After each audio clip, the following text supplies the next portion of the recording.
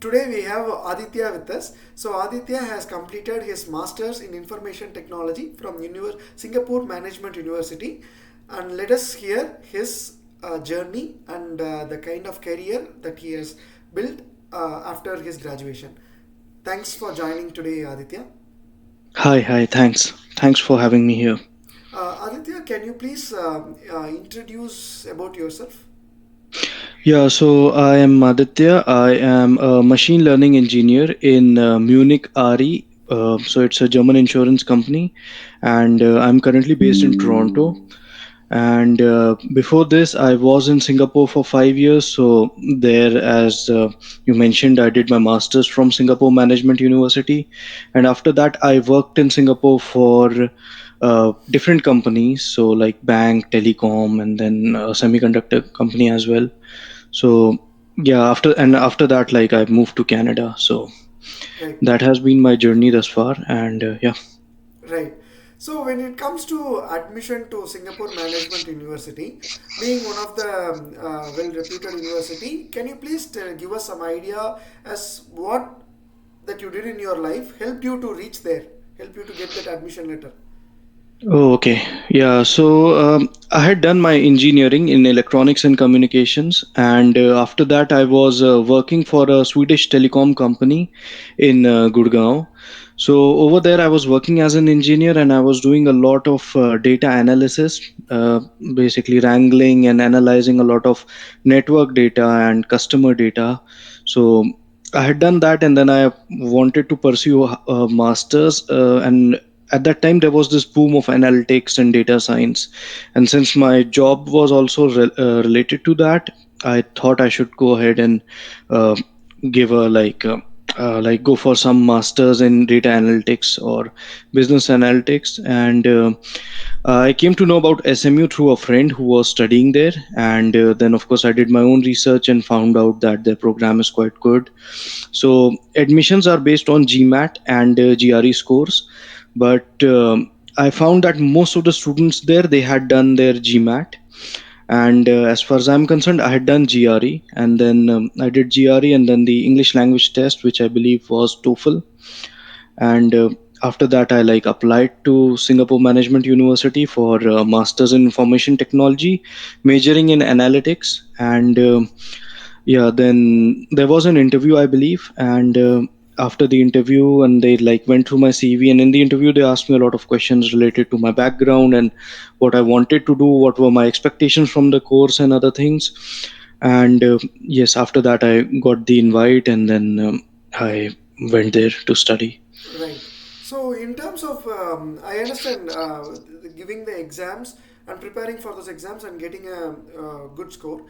But in terms of interview, how do one prepare themselves for the interview? Is there any method of preparation for the interview process? I guess so. I mean, since they don't ask any technical questions as such, I guess they just want to know like what are your expectations from this degree, and why do you want to pursue a master's program. So during the admission process, we all write that statement of purpose Hmm. letter and all. So it is something like that. Like they will ask you about what are your expectations and what do you intend to do, and what are your long term plans with this education and then in your life. And yeah, I guess if they feel that yes, you are a genuine candidate, you are genuinely seeking admission to learn and then to explore opportunities in this area, then I think it should be quite okay for you.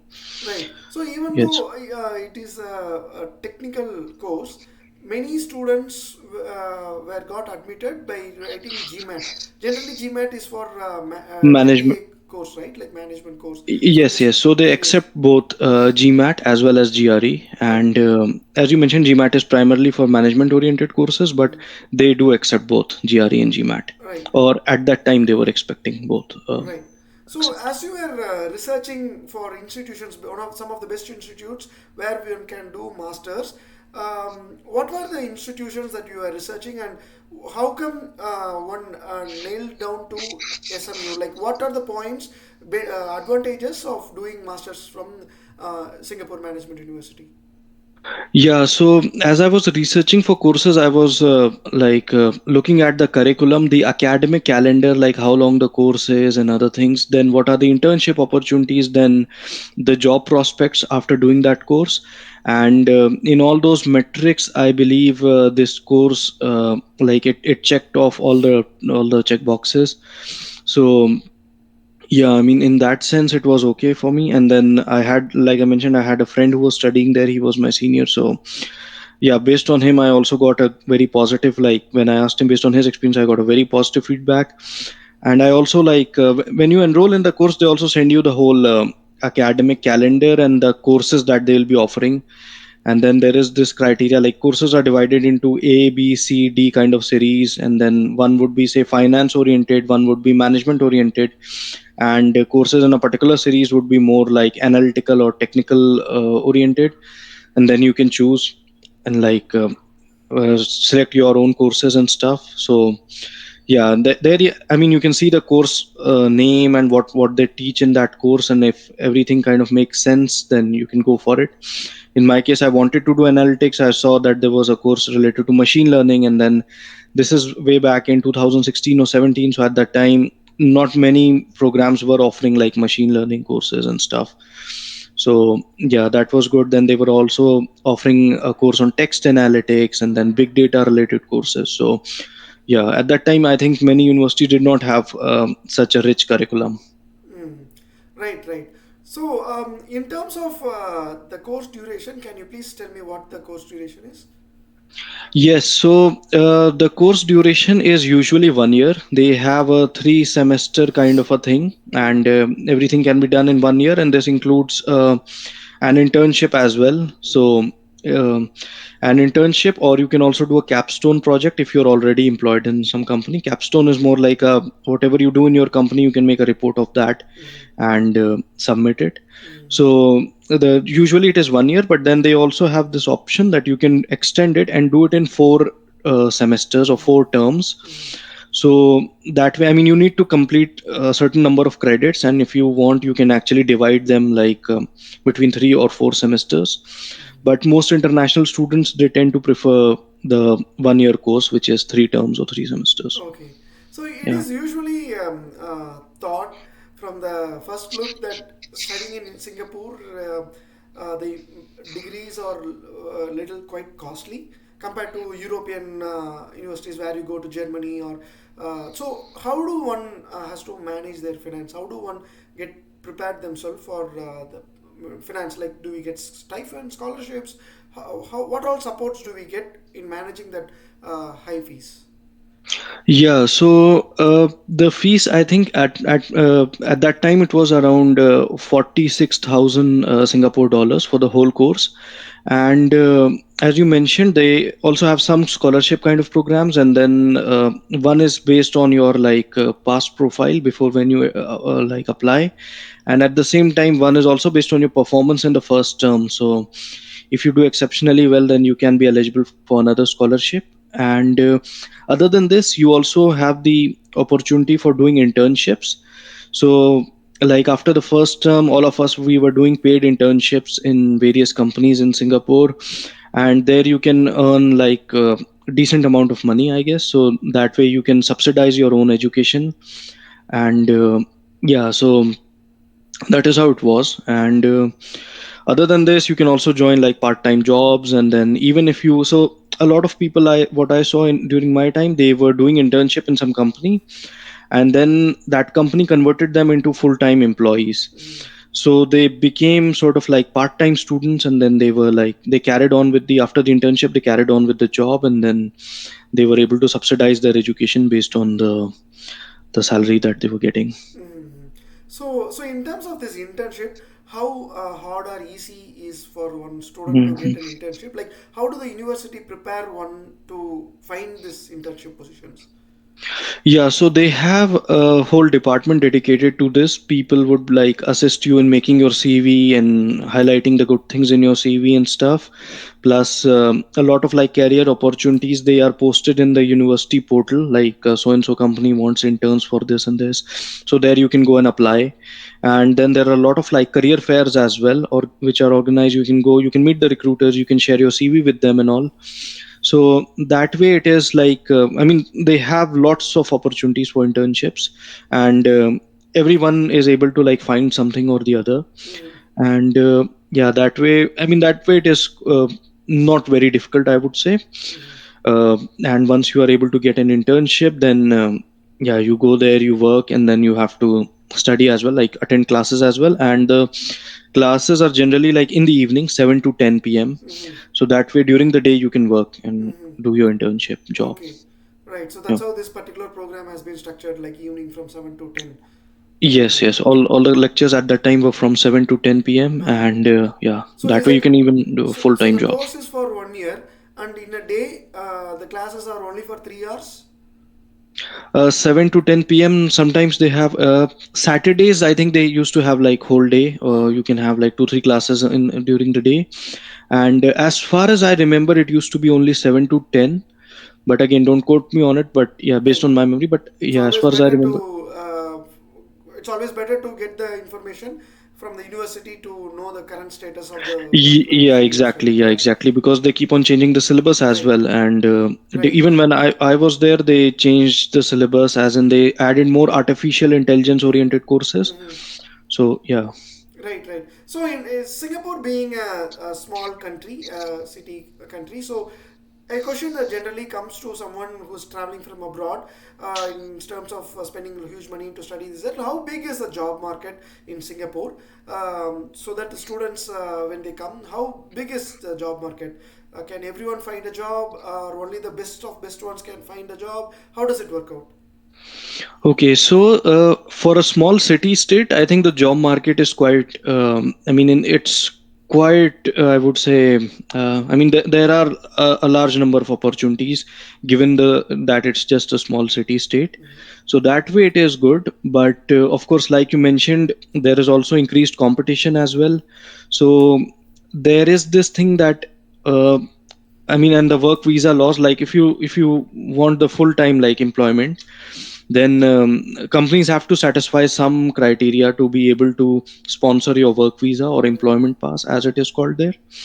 So that way I did feel that at that time in some sectors it was very difficult, whereas in other sectors it was kind of okay. Mhm. But again, I mean, it's again, I mean, with time it's getting more and more competitive. Okay. So yeah. Since we are now speaking on the computer science technology, how is it? How Singapore as a city state had opportunities on computer-related fields, especially related to analytics or machine learning? Since you also worked in such a job market, I'm just curious, how many openings generally do students find as a fresher, as a first-time job seeker from a different country? How does that process look like?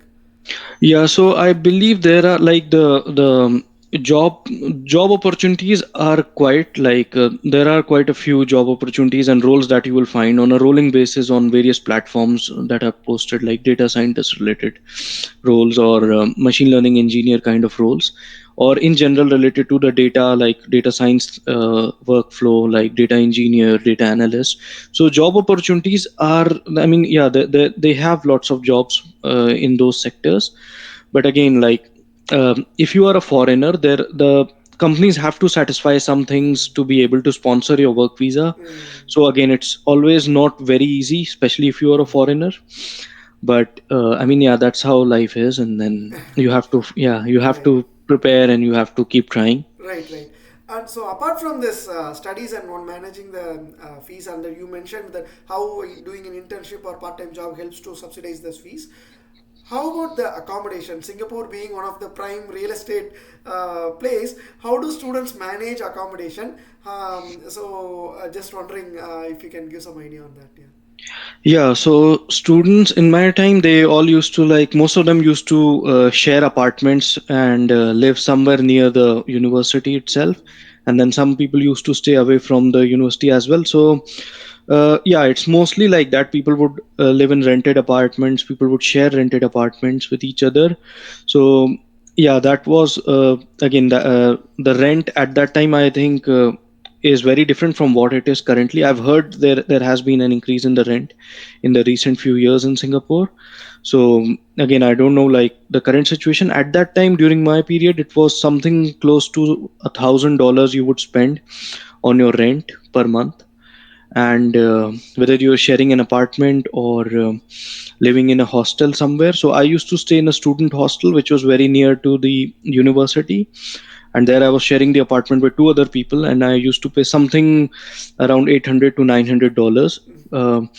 Though it was not very big, it was more like a mini dorm kind of a thing, but it was in the prime city location, as you know, where SMU is located. So I guess that's why the rent was high, but I found it to be very convenient. I used to just walk to the university and attend my classes, then go back.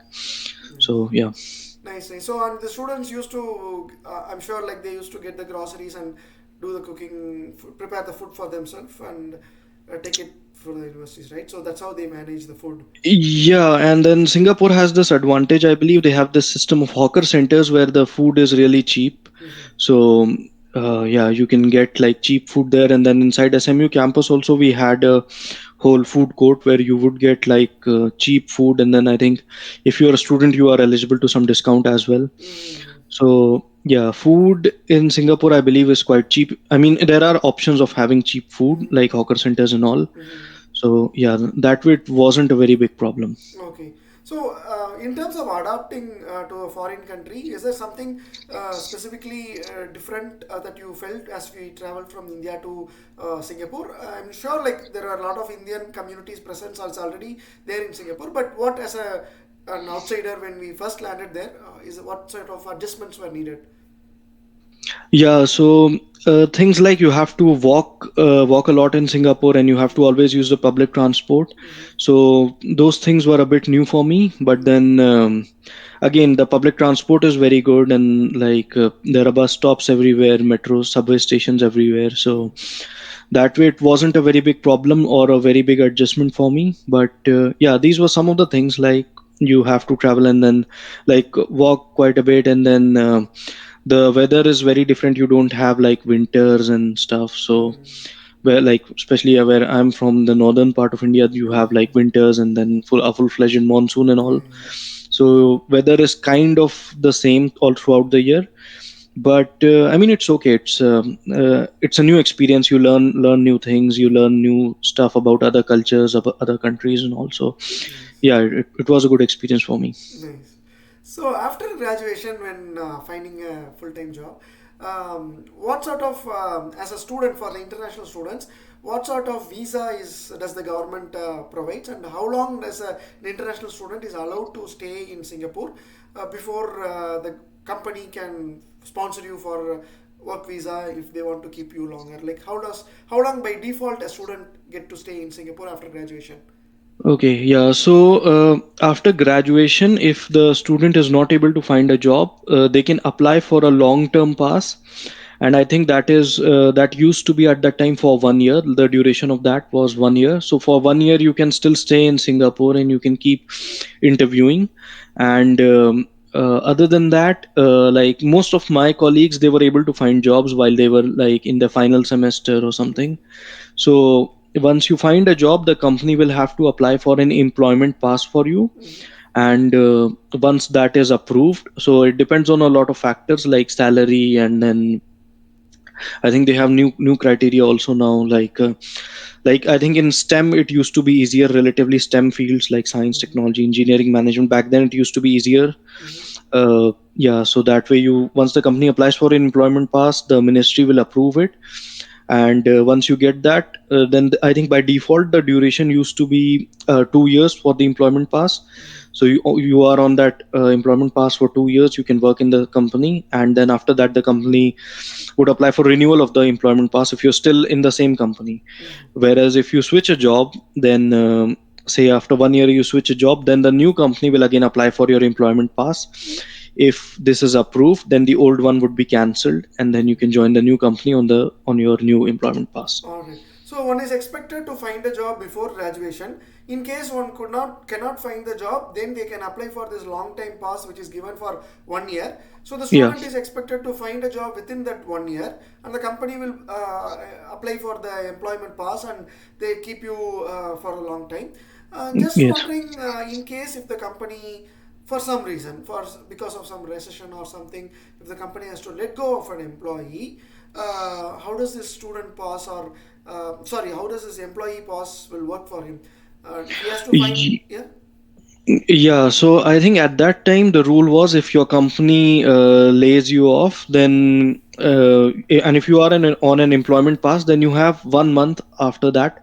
You can stay in Singapore for another month Okay. once you have been like retrenched, and in that 1 month you can try to find a job, and if it works out, then it is fine. You can get a new EP. Otherwise, yeah, I think you'll have to leave after 1 month. Okay, okay, that's Yeah. how. Okay, okay. And Yeah. so, can you also tell us about your process of applying for PR from moving from Singapore to Canada?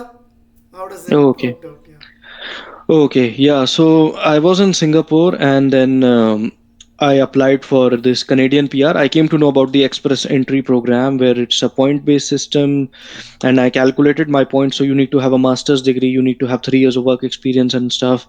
So based on that, I was getting like the points that I got, I was expected to get a PR. So I gave IELTS exam for this, and while I was still in Singapore, so I gave this IELTS exam. It was, I think, during COVID period, and I gave my IELTS exam. I got a good score, and then I applied for my express entry. 2 days after applying, I got an invitation to apply ITA, and after that, I submitted all my documents. I think you need to submit your bank statements and your like referrals from your previous employers. So I was able to do all those things, uploaded all my docs, police verification certificate both Yeah. from Singapore and from India. Mm. So Indian one you can get through the embassy. So I contacted the Indian embassy in Singapore. Through them, I was able to get. And Singapore one, I went to the Singapore like police headquarters there, and they gave me one. So after all the documentation was submitted, I think they asked me for one medical, Yeah. and that medical happened in, like, they give you a list of, I think, hospitals. So in Singapore, one of them was some Fullerton, I think Fullerton Medical Center. Mm. So I went there, and then they did my medical exam, and they sent the reports directly to the Canadian embassy, I Right. believe. And yes, after that, I just got my confirmation email, and then I had to submit my passport. They stamped my passport with a Canadian visa, and yeah, Yeah, then I yeah. was good to go. Yes. Mhm. Nice, nice. So, in terms of coming to Singapore for the studies, is there any checklist that you recommend students who before leaving to make sure they are aware or they have it as they're landing? Okay, yeah. I think you have to be. So when the university also gives us a checklist, I think they mentioned some vaccinations and all that you Okay. need to have, and some medical tests also for Singapore student visa. You need a medical test also. So that is from a medical perspective. Other than this, like those students who are planning to go to Singapore or any other country for that matter, I would always suggest that they should be clear, like what they want to do, like what is their main motive behind pursuing that degree or investing in that program. Like many people want to immigrate, and for that, like immigration purposes, they feel that okay, we can do a master's and then we can settle down in that country. So if this is your plan, then I would suggest, I mean, just ensure that you are well aware of the immigration laws and how easy or difficult it is for you to get a PR or something permanent there. And if it's for job, like you want to work there for 5 6 years, then come back to India or go somewhere else. Then also, like whatever you are studying, just be sure of investigating the job market, the relevant opportunities related to that degree in that particular country, how the job market is and how it has been in the recent few years, because a lot has changed, I believe, since COVID. And then these visa laws and the employment laws, they keep on changing all the time. So Right, right. yeah. Yeah, yeah, yeah. That makes sense, makes sense. So, is there anything specific you would like to share in overall to the viewers? Nothing specific, I guess. I think it's I mean, it overall for me, it was a very positive experience going to Singapore and joining this program. And I was able to find a job and everything, and I mean things went smooth for me. So for me, I think it was a very overall a very positive experience. And then I got to experience Singapore. Got to learn a lot about their history, their culture, how they manage so many things in their country, and yeah, that was quite enlightening and stuff. So Mhm. yeah, overall a very positive experience for me. And I mean, yes, it's an exciting journey if anyone goes abroad to study. Mhm. So yeah, should be. I mean, we should be open to that excitement and the Mhm. occasional discomfort that accompanies it.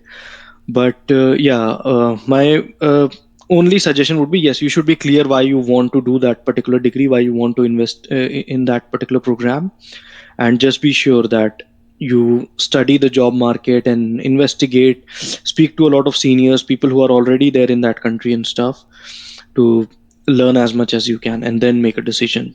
Right, right. And it's specific to this particular course, is there any recommendation that students, if they like to, who are planning to join this course, if they can learn something as they are here in India or in a particular country before moving to, before joining the course, it will be very helpful. Is there anything specific that you would like to suggest that if they learn before in hand, it could have been very helpful in terms of understanding the course, in terms of preparing yourself for the job market? Is there any recommendation from that side? Uh, yeah, so I think for the course, I mean, the quality of education and everything is good. The courses, like they give you a lot of assignments and make you work and stuff. So that way you are always on top of your the content, whatever they are teaching you, you learn that really well. And then the professors and the faculty is also quite good. You can ask doubts and everything. So in that sense it is okay, the education part is well managed. But again, if you have to find a job and other things, then I would always suggest whatever you're trying to study, like people go there for MBA, go some people go there for some other form of masters in finance or something. Just be sure that you are able to go through what is the curriculum, what you will be taught in that particular course. I think those things are all available online and even on the university's website, I believe. So that way you are well prepared. If you are going to study a machine learning course, then you should be somebody who has some foundation, or your basics of mathematics are clear. So that way you should be whatever you expect, you should be kind of like realistic in that. And that can only happen if you do your thorough research about the course, whatever will be covered in that particular course, and the relevant job opportunities in the particular job market Right. for such courses. Right, right. So, how was the, as a final question, I would like to know how was the diversity of students in the course? Were they all from the similar background of computer science, or were they from multiple different backgrounds, came to here study, since machine learning is something that can be applied in various fields? I just would like to know the diversity of the class. So diversity, I mean, the batch was quite diverse in terms of both the academic backgrounds and the nationalities. So yeah, I mean, we had people from various different sectors, and people who had done management oriented undergrads, marketing related undergrads, and other things. So, and then of course engineers, and then engineers from various streams, computer science to like electronics engineers to different courses, then people who had done bachelors in science or then bachelors in mathematics. Mhm. That way we even had a few doctors, like people who had done MBBS. So yeah, yeah, that way it was quite diverse. The Like I said, the education part is well managed. The professors will help you even if you don't have any mathematical or coding background. It's just that suppose you are not from a maths background or something technical, and you are studying a course which is very math intensive or something like that, then in that case you might have to work extra as compared to maybe your peers who have done a bachelor's in mathematics or computer science. But overall, yeah, with the help of the professors and the way the course is structured, you are able to manage the workload. Right. Just since you mentioned, I am just wondering, people who have done their bachelor's in medicine, what they do after graduating from this course? Do they go and work in a computer science field as a analytics person, or how do they relate with their medical degree with this masters? What they were doing, your colleagues, from your experience, what did you see them doing after the graduation? Just from the curiosity point, I would like to know. Yeah, so some of them I know they joined they were working in some hospital and they were basically doing healthcare analytics, so analyzing patients data, analyzing admission rates of patient and other things. And all these things that they had studied here, the data analysis and other things like say SQL and database management related stuff, they were all using it to manage the database and the patient's data in hospitals, analyze the patient's data, see if there are correlations between various things, maybe ailments and diet or whatever, medicine, treatment. So that kind of things you can always find. And then there are also sectors like bioinformatics and all, where basically people develop these clinical studies and stuff like what is like if a particular medicine is actually helpful in curing a particular ailment, or even like most of these COVID vaccination data that we saw, the efficacy of vaccines and all. So these are done by people who have some background on data analytics, and who also have domain knowledge of healthcare sector. So in similar sectors, I do like see even now some of my colleagues who are doing and doing quite well in such sectors. Nice, nice. Awesome, awesome. Thanks a lot for sharing a lot of information today, Aditya. I'm sure like the viewers will find it more useful in terms of this information. Thank you.